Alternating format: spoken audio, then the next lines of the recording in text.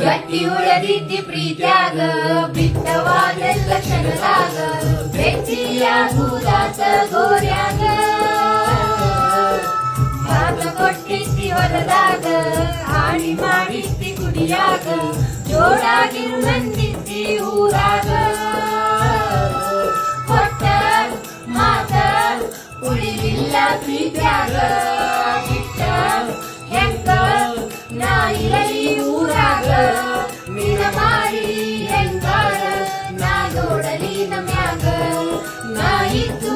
ಸತ್ತಂಗ ಆತಲ್ಲ ಭೂಮಿಯಾಗ